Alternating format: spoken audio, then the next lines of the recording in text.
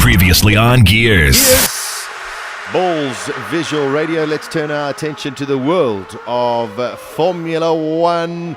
Of course, as mentioned, tomorrow is the start of the final 4 days of pre-season testing before the Australian Grand Prix, which takes place in 17 days from now.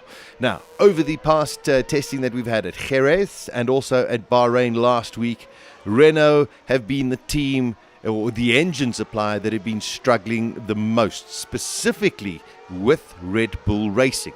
Now, if you look at Lotus, they managed to do laps. They didn't have very fast laps, but they managed to do a lot of laps, whereas Red Bull have really been on the back foot. But Renault has come out and said it can be ready for the Australian Grand Prix, and they say that based on the progress it made so far in the pre-season testing. Now, if you consider that Renault engines altogether have put on less mileage than, for example, one of the Mercedes team's engines, you got to sit and say they have a very, very long way to go. But let's hope that they do get it right and they are going to be competitive come Australia. But of course, we still have the next 4 days, which should give us an idea of what we can expect come Australia.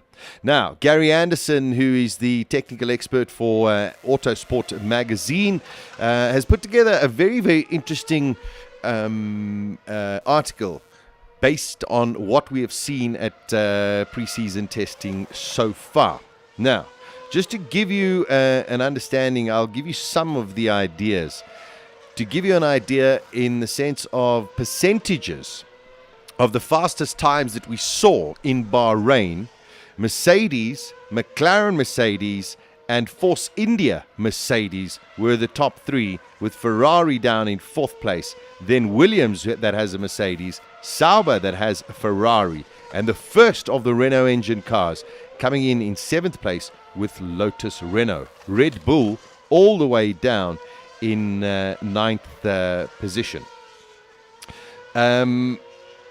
I'm just trying to see in terms of what he says is a pecking order, and you've got to agree with it. Mercedes, McLaren, Force India, then you look at Ferrari, Williams, the Sauber team, Lotus, Toro Rosso, and Red Bull down there with Caterham and Marussia. Who would have thought that after 4 years of domination from the Red Bull team? But we still have these 4 days, and as we know in Formula One, anything can and usually does happen. Turning our attention to something that's been very, very quiet since the testing started because of the new power unit and engine rules, and that is we've got to look at our Pirelli tires. Pirelli have new compounds that come to us this year, and most of the teams have come out and said tire management will still be key in 2014. Well, I just got to sit there and think about it. We got lighter fuel loads. Pirelli have introduced harder compounds of tires for this year. Much of the focus is expected to shift from drivers carefully managing tire wear to saving fuel. So why will this affect the tires? Well, there's a couple of things you've got to bear in mind. The tires on Formula One cars, just as any other part of a Formula One car, has to work at optimum temperatures and basically at full speeds. A Formula One car going slowly is useless, but going at flat out speed, that's where everything works together. That's where the torque from the engine works. That's where the recovery systems from the engine works. That's when the tires get hotter and give you more grip. That's when the aerodynamics of the car allow the air, allow the cars to go faster, allow for better grip. So with these the potential of having drivers now driving conservatively to either try and save fuel or to protect tires, that is going to create problems. The tires will then blister, and meaning that they just won't have the grip that is needed.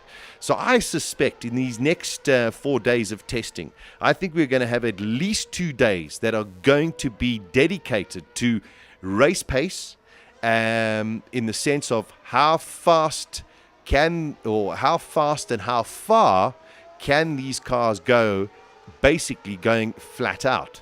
and we might find that they won't be able to go full distance. Therefore, they're going to have to try and work out at what stages they need to conserve fuel and how these tires are actually going to be affected.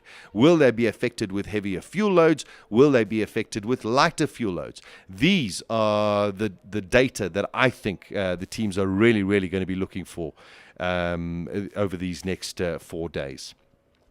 And our final little bit of news, I mean, the team that really has come out and has shown tremendous reliability and tremendous pace is the Mercedes-AMG Petronas team.